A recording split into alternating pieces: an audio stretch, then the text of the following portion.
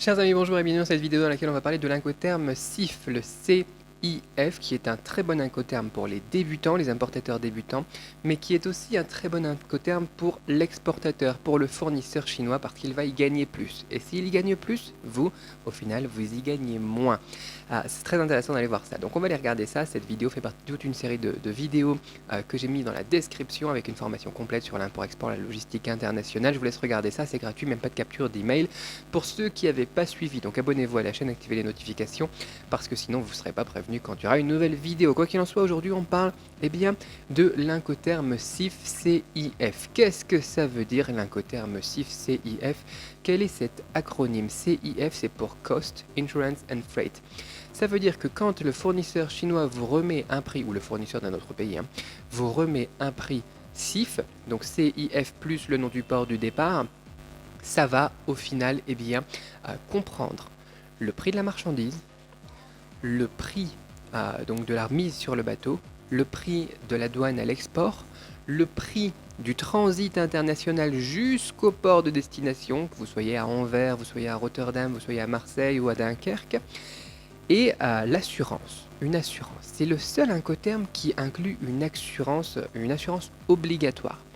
Tous les autres incoterms ont des assurances facultatives, il n'y a pas d'assurance compris dedans. Là, il y a une assurance dite ad valorem, c'est une assurance qui coûte pas cher, mais qui couvre au final la valeur de la marchandise, qui est vraiment une très très bonne garantie pour vous en tant qu'acheteur, parce que vous êtes sûr de revoir la couleur de votre argent s'il y a un problème. Et du coup, vous n'avez à vous occuper seulement du débarquement, et encore le débarquement il peut être optionnel, est pris à la charge du fournisseur. Mais bon, les options, on ne va pas trop en parler pour l'instant. Vous avez que à vous occuper du débarquement à votre port, au port de destination. Donc par exemple, vous êtes français, vous débarquez en France ou en Belgique. Et c'est un gros avantage parce que du coup, vous pouvez travailler local, vous pouvez travailler aussi en français. Vous n'êtes pas obligé d'aller travailler votre anglais pour parler des douanes et des choses un petit peu complexes dont on n'a pas forcément le vocabulaire toujours. Et vous n'avez rien à faire au final. C'est pour ça que c'est un incoterm qui est très très très intéressant pour les débutants, parce que vous ne travaillez que local, que avec des gens qui sont de votre pays. Le reste, vous n'avez pas besoin de vous en occuper, tout est compris dans le prix. Donc pour les importateurs débutants, je vous recommande de passer vos premières commandes éventuellement en CIF. Si vous le faites en FOB, c'est un petit peu plus complexe, même si ça sera moins cher, je vais vous expliquer pourquoi. Et encore beaucoup moins complexe que si vous travaillez en Nextworks avec le transit à l'intérieur de la Chine et tout ce qui se passe à l'intérieur de la Chine. Où là, c'est vraiment mieux d'avoir une équipe sur place, de parler la langue, de bien comprendre la culture. Donc vous allez commencer en CIF, mais il ne faut pas faire ça trop longtemps. Pourquoi? Parce que quand un fournisseur chinois ou un fournisseur d'un autre pays, encore une fois, vous donne un prix en CIF, généralement, vous n'y comprenez pas forcément tout, tu vois, tu ne comprends pas forcément grand-chose au détail des coûts, et donc toi tu vas payer le truc. Bon, bien évidemment, si tu y gagnes, c'est bien, mais après on va parler d'optimisation, quoi. Du coup, tu comprends pas exactement quels sont chaque frais, et en plus, généralement sur ces frais-là, le fournisseur se prend une marge. J'ai eu un commentaire sur ma vidéo qui parlait du FOB, le lien dans la description. Il me disait, j'ai un fournisseur, il jure que par le CIF, quoi. À chaque fois que je veux lui acheter un truc en full conteneur, en conteneur complet, il veut me le vendre en CIF et il en démord pas. Et c'est tout à fait logique. Franchement, on a une devise dans l'import-export.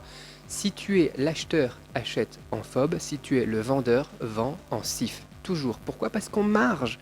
On marge sur le transport, on marge sur l'assurance, on marge sur l'embarquement et tous les frais annexes. On se prend une petite com, tu vois, entre 5 et 25% en fonction de votre, tout simplement, de votre société, de votre projet de business. Voilà, il y a des gens qui prennent des marges très basses, par exemple les Hollandais, et d'autres personnes qui visent des marges un petit peu plus hautes, comme par exemple les Français. Voilà. Donc c'est très intéressant de voir ça. De commencer, voilà, pour commencer, vous pouvez travailler comme ça, mais après passer rapidement sur le FOB avec un transitaire. On a quelque chose d'autre qui est très intéressant là-dedans, c'est l'assurance obligatoire, ce qui va nous amener sur une autre vidéo, donc l'assurance que je vous invite à découvrir dans la description de cette vidéo. Vous avez le plan complet de A à Z pour l'import-export, la logistique internationale, le e-commerce et compagnie. Je vous laisse découvrir ça. Voilà pour cette vidéo, le CIF, vraiment c'est très très intéressant pour les débutants, mais n'oubliez pas cette devise, quand on est acheteur, vaut mieux toujours acheter en FOB, quand on est vendeur, il vaut mieux toujours vendre en CIF. Si vous êtes exportateur et vous voulez vendre quelque chose à un client et que ça va partir depuis la Chine, mais vous n'êtes pas basé en France par exemple, mais vous voulez faire de l'export vers la France, eh bien ça peut être intéressant de lui proposer un prix en CIF, ou dans des périodes spéciales aussi où l'acheteur a du mal à trouver un transitaire, comme là on a la pandémie. Tu vois, moi j'ai travaillé sur la pandémie en 2009, la grippe 1, et sur la pandémie donc de Covid-19 plus récemment. Il y a aussi des gens, ça va les arranger d'acheter en CIF. Et pour moi, c'est tout bénef parce que bien évidemment, je marge aussi sur le transport. On prend des risques, bien évidemment, plus de responsabilités, plus de risques. Il faut budgétiser le risque. Et donc, je marge aussi sur le transport. C'est logique.